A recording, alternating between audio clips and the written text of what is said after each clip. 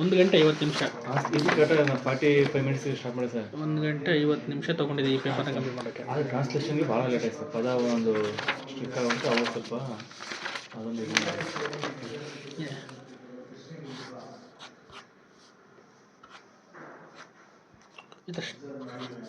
Sir ಏನು ಮಾಡೋದು sir? ಹೇಳ್ತೀನಿ ಫಸ್ಟ್ ನೋಡ್ತೀನಿ, ನಂಗೆ ನೋಡೋಕ್ಕೆ ಟೈಮ್ ಆದರೂ ಕೊಡು ಒಂಚೂರು.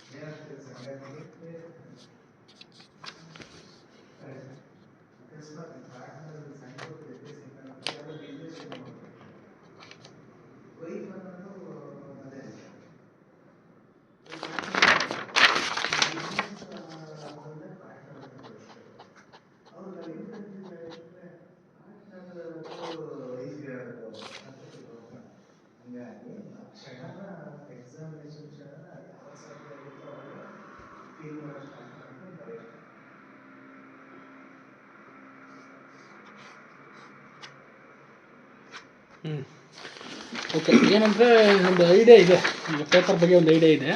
ಎಸ್ಸೆ ಚೆನ್ನಾಗಿ ಬರೆದಿದೆಯಾ? ಎಸ್ಸೆಯಲ್ಲಿ ಏನಾಗಿದೆ ಅಂದರೆ ಹ್ಯಾಂಡ್ ರೈಟಿಂಗ್ ತುಂಬ ವರ್ಸ್ಟ್ ಆಗಿದೆ. ಆಮೇಲೆ ನೋಡು, ಯಾವತ್ತೂ ಅಷ್ಟೇ ರಿಪೀಟೆಡ್ ಕೋಟ್ಸ್ ಬರೀಬಾರ್ದು.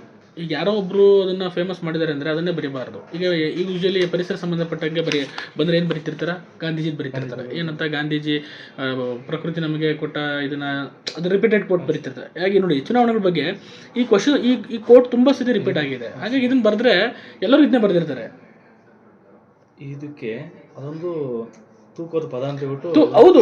ಆದರೆ ನಿನಗೆ ತೂಕವಾದಕ್ಕಿಂತ ನಿಂಗೆ ಮಾರ್ಕ್ಸ್ ಬರಬೇಕಾ ತೂಕವಾಗಿರ್ಬೇಕು? ಇಲ್ಲಿ ನೀನು ಬೇರೆಯವ್ರಿಗಿನ ಡಿಫ್ರೆಂಟ್ ಅಂತ ತೋರಿಸ್ಕೋಬೇಕು ಕಂಪೇರಿಟಿವ್ಲಿ ಎಕ್ಸಾಮ್ಸಲ್ಲಿ. ಯಾಕೆಂದರೆ ಇದನ್ನ ಎಲ್ಲರೂ ಗೊತ್ತಿರುತ್ತೆ, ಇದನ್ನ ಆಲ್ರೆಡಿ ಎಲ್ಲರೂ ಯೂಸ್ ಮಾಡಿಬಿಟ್ಟಿದ್ದಾರೆ.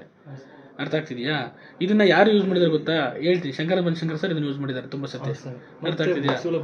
ಬುಕ್ಸಲ್ಲೂ ಕೊಟ್ಟಿದ್ದಾರೆ. ಅದಕ್ಕೆ ಹೇಳ್ತಾರೆ, ಎಲ್ಲರೂ ಮಾಡೋದು ನೀವು ಮಾಡಬೇಡಿ ಅಂತ ಹೇಳ್ತಾರೆ. ಅದು ನಾನು ಅದನ್ನೇ ಹೇಳ್ತಾ ಇದ್ದೀನಿ. ನಮ್ಮ ಬುಕ್ಸಲ್ಲಿ ಹೇಳಿರೋದು ಅದನ್ನೇ. ನೀವು ಎಲ್ಲರೂ ಮಾಡಿದ್ದು ನೀವು ಮಾಡಿದ್ರೆ, ಈಗ 20 ಜನ ಬರೀತೀರಪ್ಪ ಏನೋ ಎಸ್ಸೆನ, ನೀನು ಅದೇ ಕೋಟ್ ಬರೀತೀಯ, ನೀನು ಅದೇ ಬರೀತೀಯ, ನಾನು ಅದೇ ಬರೀತೀನಿ ಅಂದರೆ ಎಕ್ಸಾಮ್ಗೆ ಏನು ಅನ್ಸುತ್ತೆ ಹೇಳೋ? ಸಿಗಲ್ಲ. ಅವಾಗ ಏನು ಮಾಡ್ತಾನೆ? ನಿನಗೆ 16 ಕೊಡ್ತಾನೆ, ಅವ್ನಿಗೆ 16 ಕೊಡ್ತಾನೆ. ನೀನು ಅವನಿಗೆ ಡಿಫ್ರೆನ್ಸ್ ಅಂದಾಗ ನೀನೇನಾದ್ರು ಡಾಟಾ ಕೊಡು. ಇತ್ತೀಚೆಗೆ ಇದು ಇಲ್ಲೇನೋ ಒಂದು ದೇಶ ಒಂದು ಚುನಾವಣೆ ಬಗ್ಗೆ ಮಾತಾಡ್ತಾರೆ, ಚರ್ಚೆ ನಡೀತಾ ಇದೆ. ರಾಮನಾಥ್ ಕೋವಿಂದ್ ರಿಪೋರ್ಟ್ ಬಗ್ಗೆ ಕೊಡು. ಏನಂತ ಕೊಡ್ತಾರೆ ರಿಪೋರ್ಟ್? ರಾಮನಾಥ್ ಕೋವಿಂದ್ ರಿಪೋರ್ಟ್ ಏನು ಕೊಟ್ಟರು ಅಂತ ಅದನ್ನು ಬರೀ.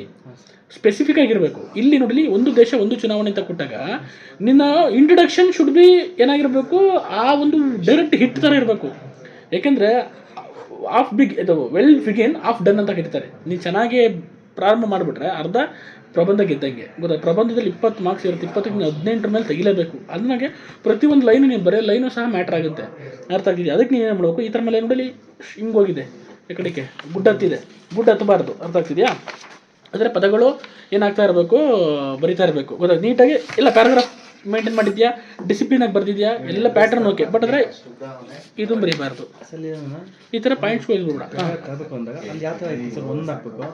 ಏನು ಹಾಕ್ಬೇಡ, ಬರೀ ಅಂಡರ್ಲೈನ್ ಮಾಡು. ಏನೋ ಬರ್ದಿದ್ಯಾ, ಚೆನ್ನಾಗಿ ಬರ್ದಿದ್ಯಾ, ಗೊತ್ತಾಗ್ತಿದೆಯಾ? ಏನಫ್ ಆಡಳಿತ ಮತ್ತು ಸುಧಾರಣೆ ಕಾರ್ಯಕ್ಷಮತೆ, ಏನಫ್ ಅಂಡರ್ಲೈನ್, ಏನಫ್. ಇಲ್ಲಿ ಇಂಪಾರ್ಟೆಂಟ್ ವರ್ಡ್ಸ್ಗಳನ್ನ ಅಂಡರ್ಲೈನ್ ಮಾಡಬೇಕು. ಯಾವುದಾದ್ರೂ ಒಂದು ರಿಪೋರ್ಟ್ ಬರೆದ್ರೆ ಅಂಡರ್ಲೈನ್ ಮಾಡಬೇಕು. ಅರ್ಥ ಆಗ್ತಿದೆಯಾ? ಇದು ನಿನ್ನ ಯಾವತ್ತೂ ನೆನಪಬೇಕು. ಬರ್ದಿದ್ಯಾ ಪ್ರಬಂಧ, ಇಟ್ಸ್ ಓಕೆ, ಇನ್ನೂ ಇಂಪ್ರೂವ್ಮೆಂಟ್ ಮಾಡ್ಬೋದು, ಇಂಪ್ರೂವೈಸ್ ಆಗ್ಬೋದು. ಓಕೆನಾ? ಇದು ಮತ್ತು ಪ್ಯಾಟ್ರನ್ ಗೊತ್ತು, 600 ಪದದಲ್ಲಿ ಬರ್ದಿಲ್ಲ. ಹಾಂ ಸರ್. ಗೊತ್ತಾಗ್ತಿದೆ ಎಷ್ಟು? ನಾನು 4 page, 1 page, 2 page, 3 page, 4 page ಬರ್ದಿದ್ಯಾ. ಐ ಥಿಂಕ್ ನನಗಿಂತ 350 ವರ್ಷಲಿದೆ ಅಷ್ಟೇ ಇದು. ನಂದು ಪದ ಸಣ್ಣ ಬರ್ತಲ್ಲ ಅಕ್ಷರ ಸರ್. ಆಯಿತು, ಬಂದಿದ್ರಲ್ಲಿ ಎಷ್ಟು ಪದ ಬರ್ತವೆ? ಒಂದು ಪೇಜ್ ಎಷ್ಟು ಪದ ಬರ್ತಾವಪ್ಪ? ಮ್ಯಾಕ್ಸಿಮಮ್ ಒಂದು 100 ಪದ ಬರಬೇಕು. ಆಯಿತು, 100 ಪದ ಅಂತಂದ್ರೆ ನೀನು 6 ಪೇಜ್ ಬರೀಬೇಕು. 600 ವರ್ಡ್ಸ್ 6 ಪೇಜ್ ಬರಬೇಕು. ಇಲ್ಲ 120 ವರ್ಡ್ಸ್ ಆದ್ರೆ 5 ಪೇಜ್ ಆದರೂ ಬರೀಬೇಕಲ್ಲ. 5 ಪೇಜಲ್ಲಿ ಬರ್ದಿಲ್ಲ ಅಲ್ವಾ? ಅದು ಅಷ್ಟೇ. ಮತ್ತು ಟ್ರಾನ್ಸ್ಲೇಷನ್ ಹಿಂಗೆ ಬರೆದ್ರೆ ಸಾಧ್ಯನೇ ಇಲ್ಲ. ಮತ್ತು ಆಮೇಲೆ ಇದಿಲ್ಲ ಏನು ಸೆಂಟೆನ್ಸ್ ಫಾರ್ಮೇಷನ್ ಇಲ್ಲ. Nature is valuable gift given by mankind. Okay, gift given to mankind ಅಲ್ವಾ? Nature is integral part of trees ಅಲ್ಲ. Trees, rivers, mountains integral part of nature. ಏನಾಗಿದೆ ಸರ್ ಅಂದರೆ ಪದ ಟು ಪದ ಅದು ಯಾವಾಗ ಅದೇ ಅದು ಏನಾಗುತ್ತೆ, ಲೈನ್ ಟು ಲೈನ್ ಅಥವಾ ಮಧ್ಯೆ ಸಬ್ಜೆಕ್ಟ್ಸ್ ತಗೊಂಡು ಅದನ್ನ ಕಲಿಬೇಕು. ಗ್ರಾಮರ್ ಬೇಕು. ಸಬ್ಜೆಕ್ಟ್, ವರ್ಬ್, ಆಬ್ಜೆಕ್ಟ್ ಎಲ್ಲ ಗೊತ್ತಿರಬೇಕು ನೀಟಾಗಿ. ಕನ್ನಡದಲ್ಲಿ ಬೇರೆ ಇದೆ ಡಿಫ್ರೆಂಟ್, ಇಂಗ್ಲೀಷಲ್ಲಿ ಬೇರೆ ಇದೆ. ಎರಡಕ್ಕೂ ಕಂಪೇರಿಸನ್. ನೀವು ಕನ್ನಡ ಟ್ರಾನ್ಸ್ಲೇಟ್ ಮಾಡ್ಬೇಕಾದ್ರೆ ಇಂಗ್ಲೀಷ್ ಭಾಳ ಕೇರ್ಫುಲ್ ಆಗಿರಬೇಕು. ಅದನ್ನು ಕಲ್ತ್ಕೊಂಡ್ರೆ ಆಮೇಲೆ ಹ್ಯಾಂಡ್ ರೈಟಿಂಗ್ ತುಂಬ ಇಂಪ್ರೂವ್ಮೆಂಟ್ ಮಾಡಬೇಕು ಮಗ, ತುಂಬ ಇಂಪ್ರೂವ್ಮೆಂಟ್ ಮಾಡಬೇಕು. ಇನ್ನು ಈ ಥರ ಚಿತ್ತು ಕಟ್ ಹಾಕ್ಲೇಬಾರ್ದು. ನೀನೇ ತೋರಿಸ್ಕೊಟ್ಟಾಗಿ ನಾನು ತಪ್ಪು ಮಾಡ್ತಿದ್ದೀನಿ ನೋಡು ಅಂತ. ಅಂದರೆ ಏನಾಗುತ್ತೆ, ಎಕ್ಸಾಮ್ನವ್ರಿಗೆ ಇವ್ನಿಗೆ ಕಾನ್ಫಿಡೆಂಟ್ ಇಲ್ಲ, ಇವನು ಯೋಚನೆ ಮಾಡಿ ಬರಿತಾ ಇದ್ದೀನಿ, ಇವ್ನು ಫ್ಲೋ ಇಲ್ಲ, ಇವ್ನು ಫ್ಲೂಯೆನ್ಸಿ ಇಲ್ಲ ಅಂತ ಗೊತ್ತಾಗೋಗ್ಬಿಡುತ್ತೆ. ಈಗ ಸ್ಟಾರ್ಟ್ ಮಾಡ್ತೀನಿ, ಬರಿತಾ ಇದ್ದೀನಿ. ಅದು ಒಂದು ಅರ್ಧ ಬರೆದ್ಮೇಲೆ ಇದಕ್ಕೊಂದು ಮಧ್ಯದ ಆ್ಯಡ್ ಆಗಬೇಕಿತ್ತು ಅಂತ ಅವತ್ತು ಯೋಚನೆ ಬರುತ್ತೆ. ಫಸ್ಟು ಒಂದ್ಸತಿ ಏನು ಮಾಡಬೇಕು, ಓದಬೇಕು. ಇದಕ್ಕೆ ಸರ್ ಅಲ್ಲ, ಇದನ್ನು ಓದ್ಕೋಬೇಕು, ಪ್ಯಾಸೇಜ್ ಓದ್ಕೋಬೇಕು, ಥಿಂಕ್ ಮಾಡ್ಬೇಕು ಏನು ಬರೀಬೇಕು ಅಂತ.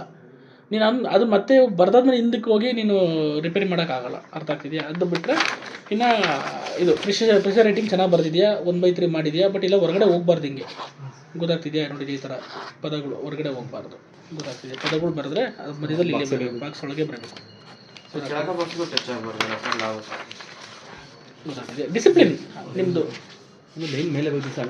ಅದೇ ಬರೀಬಾರ್ದು ಅದನ್ನು ಅಂತ ಹೇಳ್ತಾರೆ. ಅದನ್ನು ಮಧ್ಯದಲ್ಲಿ ಬರೀಬೇಕು. ಎವರಿ ಬಾಕ್ಸ್ ಅದು ಒಂದು ಪದ ಈಗ ನೋಡಿದ್ರೆ ನಿಮಗೆ ಹಿಂಗೆ ಸ್ಟ್ರೈಟ್ ಕಾಣಬೇಕು ಪದಗಳು, ಸ್ಟ್ರೈಟ್. ಸರ್ ಈಗ ಶೀರ್ಷಿಕೆ ಎಲ್ಲರೂ 3 ಪದದಲ್ಲಿ ಬರೋ 3 ಪದಕ್ಕೆ ಅದು ಮ್ಯಾಚ್ ಆಗಲ್ಲ ಸರ್. ಆಗುತ್ತೆ, ಯಾಕಾಗಲ್ಲ? ಬೇಜನ್ನು ಹುಡುಕ್ಬೇಕು, ಅದನ್ನೇ ಹೇಳ್ತಿರೋದು. ಕಲಿಬೇಕು. 3 ಅಂತಲ್ಲ, 3 to 5 ಅಂದ್ಕೋ. ನಗರೀಕರಣದ ವ್ಯತ್ಯಯ ಅಂತೇಳಿ. ನಗರೀಕರಣದ ವ್ಯತ್ಯಯ ನಗರೀಕರಣದ ವ್ಯತ್ಯಯ ಅಂದ್ರೆ ಏನಂತೇಳು? ಕಷ್ಟ ಅಲ್ಲಿ ನಗರೀಕರಣದಲ್ಲಿ ಅರ್ಥ ಆಗ್ತಿದೆಯಾ? ಸಮಸ್ಯೆ ವ್ಯತ್ಯಯ ಅಂತ ಇಡೀ ಪ್ಯಾಸೇಜ್ನ ರೆಪ್ರೆಸೆಂಟ್ ಮಾಡ್ತಾರೆ ಇರ್ಬೇಕಷ್ಟೇ.